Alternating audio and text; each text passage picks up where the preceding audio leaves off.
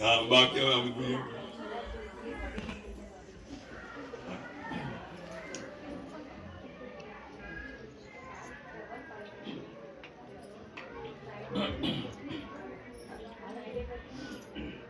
सभी प्रेमियों को हरिओम। देखिए बैठे बैठे भी मन में ये भाव आ रहा था कि 2022 अर्चना भाभी ने दिया है नया सरप्राइज। वो सरप्राइज क्या है? शादी के वर्षगांठ हो गए हैं कितने? 22।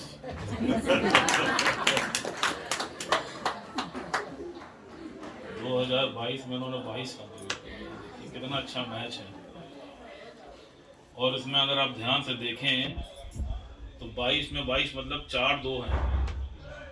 तो जब ये 4-2 इकट्ठा हो गए तो 4 से बदल गया विचार और आप देखिए सत्संग करने लगी। बहुत बहुत आपको शादी की सालगिरह की बधाई और शुभकामनाएं हम सब की तरफ से। और मेरा तो ऐसे ही संकल्प हो रहा है कि गुरु की कृपा आपके ऊपर ऐसे ही बरसती रहे और यहाँ नित्य ऐसे ही भीड़ बढ़ती रहे। देखिए ज्ञानी और अज्ञानी में एक सबसे बड़ा अंतर क्या होता है? ज्ञानी और अज्ञानी में सिर्फ एक चीज का सबसे बड़ा अंतर होता है और वो क्या होता है? वो होता है नियंत्रण। जो अज्ञानी होता है उसका किसी भी चीज पे नियंत्रण नहीं और जो ज्ञानी होता है उसका हर चीज पे नियंत्रण होता है। जैसे भी बोला ना कि ज्ञान में गुरु आपको सही रमज और सही समझ देता है। कहा कि देखिए अज्ञानी का ना उसकी वाणी पे नियंत्रण होता है।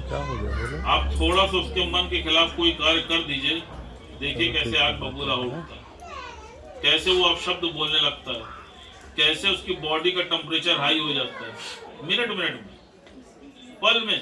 आप देखिए अभी उसके चेहरे की रंगत चेंज हो जाएगी। 98.8 से टेम्परेचर सीधे 440 वोल्ट पहुंच जाए। आप सोचिए कोई मानक नहीं है कितना गर्म हो जाए। लेकिन ज्ञानी का आप देखिए उसकी वाणी में मिठास होती है, उसकी वाणी में प्रेम होता है, उसकी वाणी में अपनापन होता है।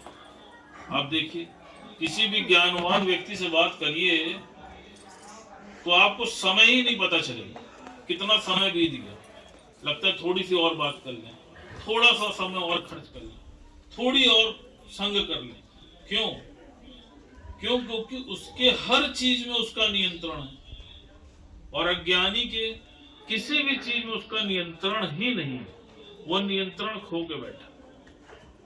फिर आप देखिए विचारों पे अज्ञानी जो है वो दिन भर पागल प्रोफेसर की तरह कुछ ना कुछ सोचता रहता है, मुंगेरी लाल के सपने देखता ही रहता है। ऐसा ना हो जाए, वैसा ना हो जाए, इसकी सरकार ना बन जाए, उधर चोरी ना हो जाए, कुछ ना कुछ। आप देखिए फुल टाइम वर्किंग पे है अज्ञानी। क्यों? क्योंकि उसको अपने विचारों पे कोई नियंत्रण ही नहीं। और ज्ञानी का हर चीज पे नियंत्रण होता है। क्यों? क्योंकि वो गुरु के प्रति समर्पित होकर बैठा है। जैसे बिजली को कंट्रोल करने के लिए आप देखिए स्टेबलाइजर का यूज होता है कि नहीं, कि ना वोल्ट ऊपर जाए और ना नीचे जाए, सदा है। तो वो स्टेबलाइजर क्या है? वो ये सत्संग है, वो आपका गुरु है। जब आपको प्रॉपर कनेक्टिविटी मिलती रहेगी तो कभी भी आपका वोल्टेज ना हाई होगा ना लो होगा, मीडियम पेस पे चलता रहेगा। और हर तार की एक कैपेसिटी है, अगर उस कैपेसिटी से ऊपर आपने तार पर लोड दिया तो क्या होता है? शॉर्ट कर जाता है। आप सोचो। तो इसी प्रकार जब आप गुरु के सानिध्य में रहते हैं और रोज उसकी कनेक्टिविटी में जुड़े रहते हैं तो क्या होता है?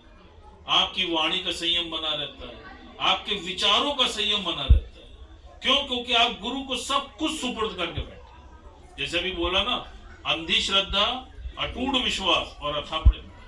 जब आपका अटूट विश्वास परमात्मा के प्रति, गुरु के प्रति होता है, तो वो कभी भी आपको अस्थिर नहीं होने देता। अस्थिर कौन होता है?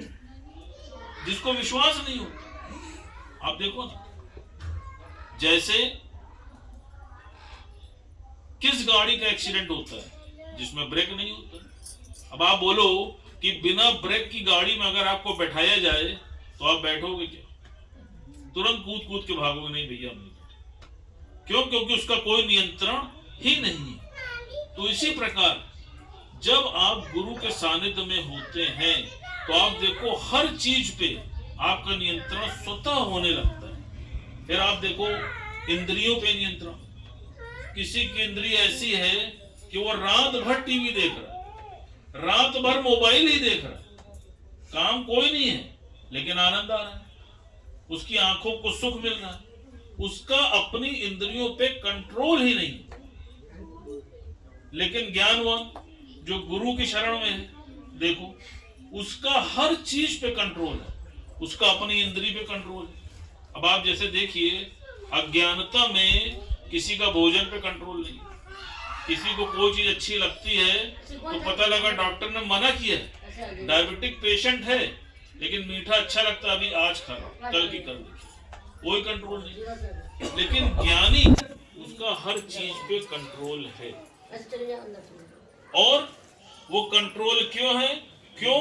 क्योंकि वो स्टेबलाइजर के संपर्क में बना हुआ। जो भी डिवाइस स्टेबलाइजर के माध्यम से चलती है वो शॉर्ट नहीं है।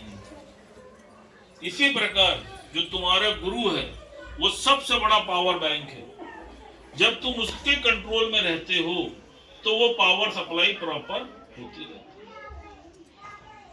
और भूल क्या होती है? भूल कुछ समय के बाद जब स्थिरता जीवन में आने लगती है तभी हमसे भूल होती है। तब हमको लगता है कि अब हमको गुरु की क्या आवश्यकता।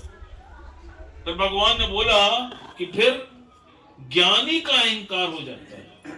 भगवान ने यहां तक बोला, कहा कि मरी हुई बिल्ली का जो अहंकार होता है उसको तो मिटाया जा सकता है, लेकिन मरे हुए ऊंट का अहंकार मिटाया नहीं जा सकता। जैसे भगवान बता रहे थे, कहा कि देखो ज्ञानी कभी भी अपने कंट्रोल को दूसरे के हाथ में नहीं देता है, वो हमेशा अपने कंट्रोल को अपने हाथ में रखता है। जैसे आप टीवी देख लो तो टीवी का रिमोट किसके हाथ में? आपके हाथ में।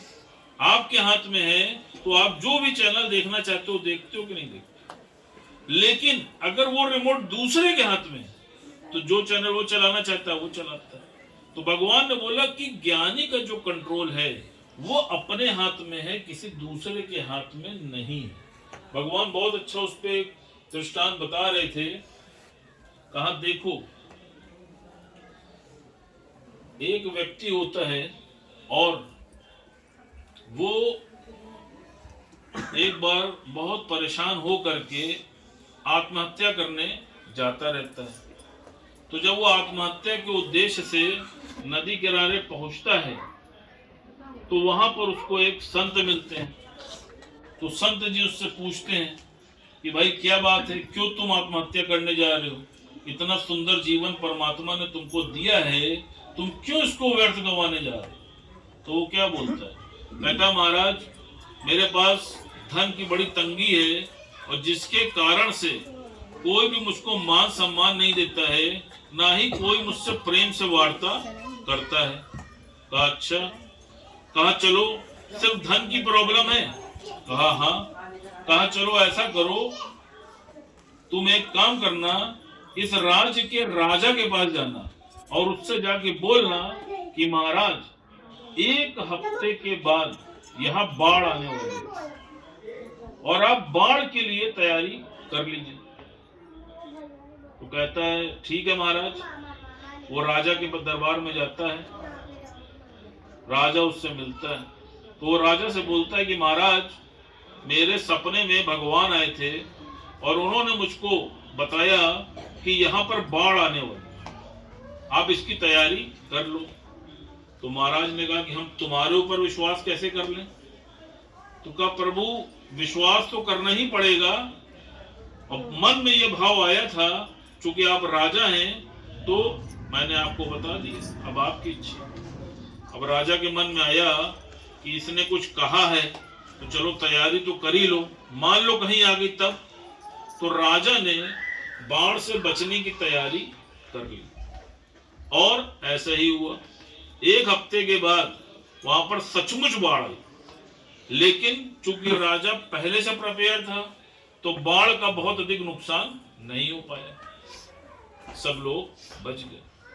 अब राजा के मन में आया कि उस व्यक्ति ने तो बड़ी सच्ची बात की थी। राजा ने गुप्तचरों को भेजा कि ढूंढो कहाँ है वो व्यक्ति। तो बड़ा नायाब है भाई, बड़ा ढूंढने पे वो व्यक्ति मिला। तो राजा ने उसको पुरस्कृत किया, कुछ धन दिया। उस धन से उसने कुछ दिन फिर आनंद लिया। कुछ दिन के बाद वो धन फिर उसका समाप्त हो गया। अब वो जो व्यक्ति था जिसने राजा को बताया था, उसके मन में बार बार एक ही बात खटक रही थी कि कहीं ऐसा ना हो कि वो जो संत है वो संत राजा से ना मिल जाए, और कहीं राजा को उसने सब कुछ सच सच बता दिया तो फिर मेरा क्या होगा? जो राजा मुझे मान सम्मान दे रहा है, जो धन दे रहा है, वो तो मुझे नहीं मिलेगा, बल्कि मुझे सूली चढ़ा देगा। उस व्यक्ति के मन में भाव आया और वो जाकर उसने संत को नदी में धक्का दे दिया, उसको मारने की चेष्टा की। संत को तैरने आता था, वो तैर के बाहर निकल गया। अब धन कितने दिन चलता?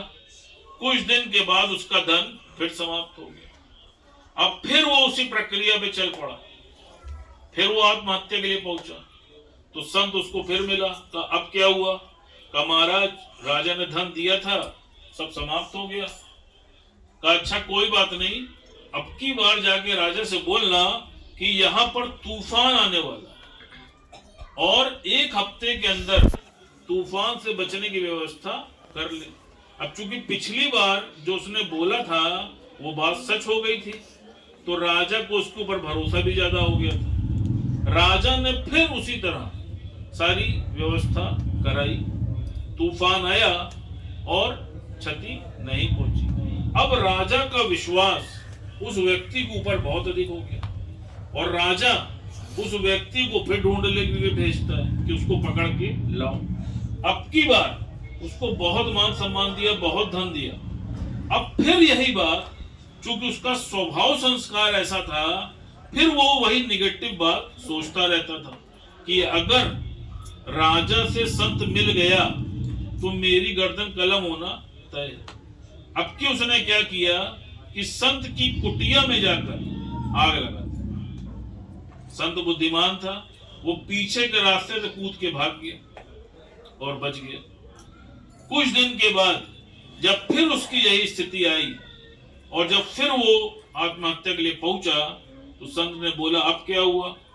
कहा महाराज, सारा धन भी खत्म हो गया और मेरे मन में भाव आया था कि मैंने तो आपको भी मार दिया था, तो अब तो आप भी नहीं बचे जो मुझे बताते। तो कहा अच्छा कोई बात नहीं है, अब की तुम जाना और बोलना कि पास वाला जो देश है वो तुम्हारे ऊपर युद्ध थोपने वाला है और 15 दिन के अंदर आक्रमण हो जाएगा। जब राजा को बात पता चली तो उसने युद्ध की सारी तैयारियां कर ली और ऐसा ही हुआ। अंत में राजा की विजय हुई।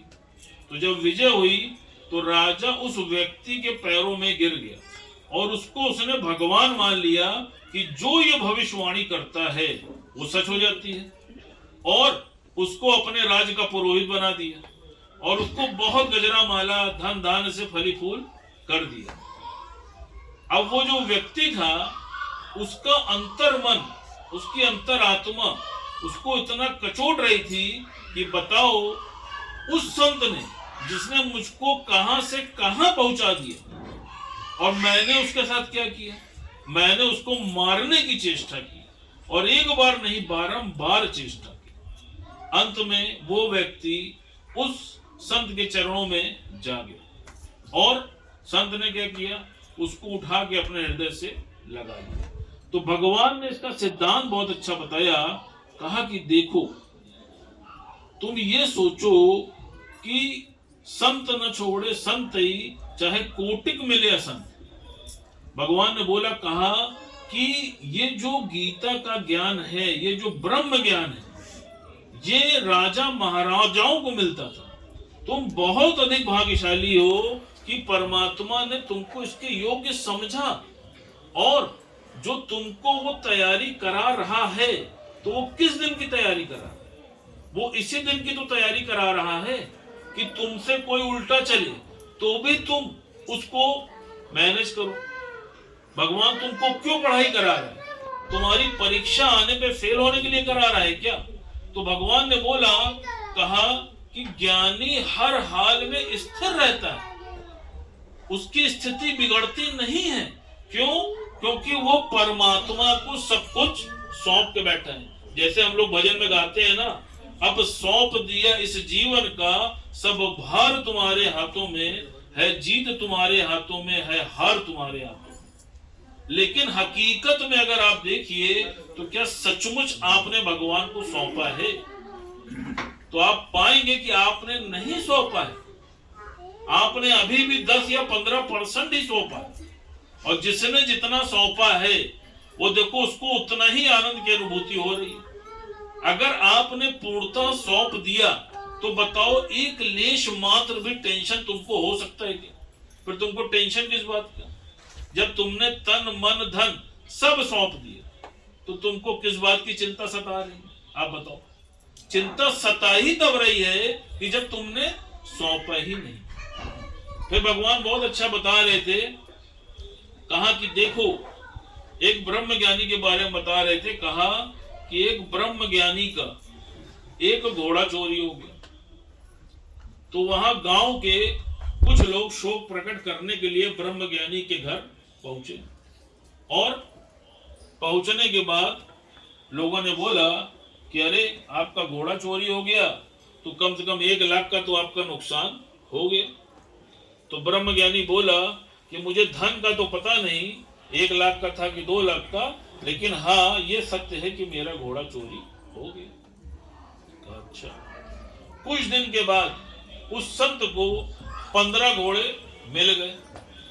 तो फिर गांव वाले चले आए, कहे आप हर्ष प्रकट करने चले आए, कहे बड़ी बड़ी बधाई हो, अब तो आपको 15 घोड़े मिल गए, तो आपका तो 15 लाख का फायदा हो गया। फिर संत ने बोला, कहा कि मुझे पैसे का वो नहीं है कि 15 लाख का फायदा है कि 20 लाख का, लेकिन हाँ ये सच है कि मुझे घोड़े मिल गए। कुछ दिन के बाद संत का जो बेटा होता है वो घुड़सवारी करता होता है, और वो बेटा जब घुड़सवारी कर रहा होता है तो घोड़ा बिधक जाता है और वो उसके बच्चे को जमीन से पटक देता है, जिसके कारण उसके लड़के की हड्डियां टूट जाती हैं और वो खटिया पकड़ लेता है। उसी के 2-3 दिन के अंदर ही उस देश में युद्ध घोषित हो जाता है और सरकार ये घोषित कर देती है कि जितने भी नौजवान हैं हमारे देश में उनको फौज में जाना आवश्यक है और युद्ध पे जाना अति आवश्यक है। अब जितने भी नौजवान होते हैं उनके घर वाले सब परेशान कि हमें अपने बच्चे को भेजना होगा। ये जो बच्चा होता है चूंकि ये खाट पकड़ लेता है तो इसको जाना नहीं होता। अब फिर 3-4 दिन के बाद सारे गांव वाले फिर आते हैं हर्ष प्रकट करने कि आपका बच्चा तो बच गया, हमारा बच्चा चला गया। लेकिन संत अपनी समाधि में स्थित होता है, वो फिर वही बोलता है कि जो प्रभु की इच्छा, जो प्रभु की इच्छा वही मेरे लिए अच्छा। अब आप देखिए कि उसने परमात्मा को सब कुछ सौंप दिया था तो क्या उसका कुछ भी बाल भी बाका हुआ? आप सोचो, उसका एक घोड़ा चोरी हुआ तो परमात्मा ने 15 घोड़े दे दिए। उसके बच्चे की हड्डी टूटी लेकिन उसके बाद भी वो गॉड के प्रति थैंकफुल रहा। अब उसको तो उस समय नहीं पता था ना कि युद्ध के लिए नौजवानों को निमंत्रण दे दिया जाएगा, लेकिन बाद में जब ये पता चला तो देखिए उसको समझ में आया ना कि परमात्मा का क्या रास्ता। तो इसी तरह हम लोग को भी जीवन में जब कोई घटना घटित होती है तो उस समय हम अपने हिसाब से उसको अपने मानक पर सही या गलत मानने लगते हैं। जिसकी जितनी समझ होती है वो उसी के अनुरूप उसको या तो सही मानता है या गलत मानता है। लेकिन जो परमात्मा पे छोड़ के बैठा है तो बताओ क्या उसका कभी गलत हुआ है क्या? आप बताओ। हम पूर्ण समर्पण कर ही नहीं पाते। जैसे कई बार अपने यहाँ सत्संग में बात चलती है कि एक बार दो मित्र नदी में नहा रहे होते हैं और नहाते नहाते वो डूबने लगते हैं। तो जब डूबने लगते हैं तो बहुत जोर जोर हाथ मारने लगते हैं, जिसके कारण से वो और डूबने लगते हैं। तो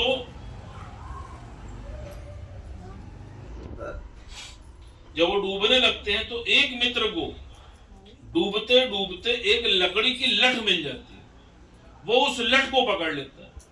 तो जो लकड़ी की लठ होती है वो पानी में तैरती रहती है, वो तैरने लग जाता है और बच जाता है और बड़ा आनंदित होता है। दूर से खड़े कुछ लोग नदी के किनारे उस दूसरे व्यक्ति को डूबता हुआ देखते रहते हैं। तो उनके मन में भाव आता है कि इसको कैसे बचाएं। तो वो क्या करते हैं, वो एक रस्सी को, बहुत पतली सी रस्सी होती है, उसको फेंक देते हैं और उधर से चिल्लाते हैं कि इसको पकड़ के बाहर आ जाओ। अब मरता क्या ना करता, वो क्या करता है, वो किसी तरह वो महीन डोर को पकड़ लेता है और कोई तरह तैरते तैरते कोने आने की चेष्टा करता है। दूर खड़े हुए सारे लोग जब ये दृश्य देख रहे होते हैं तो जिस व्यक्ति ने लठ पकड़ा होता है तो सबको ऐसा प्रतीत होता है कि ये व्यक्ति तो आसानी से बच जाएगा, लेकिन जिसने डोर पकड़ी है ये शायद डूब जाएगा। लेकिन अंत क्या होता है, जिसने लठ पकड़ी होती है वो बहते बहते आगे डैम में जाकर डूब जाता है और जिसने डोर पकड़ी होती है वो किनारे आके बच जाता है। हमारे गुरुजी ने क्या सिद्धांत बताया इसका, कहा देखो वो जो मोटी लठ है वो ये मोटी माया है जो तुमको दिखती है चम की दृष्टि से।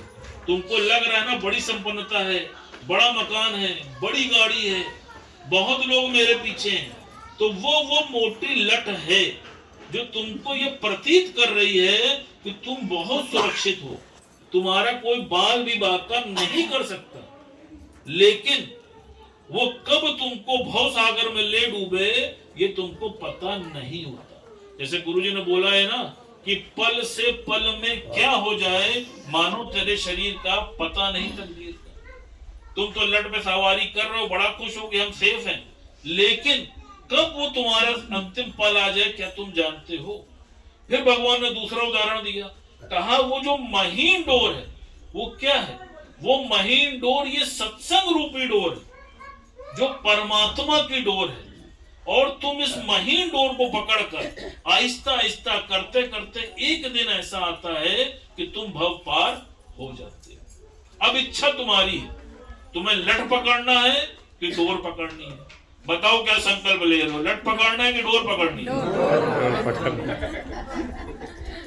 डोर पकड़नी है, ठीक है भाई, डोर है तो फिर सब कुछ इग्नोर है।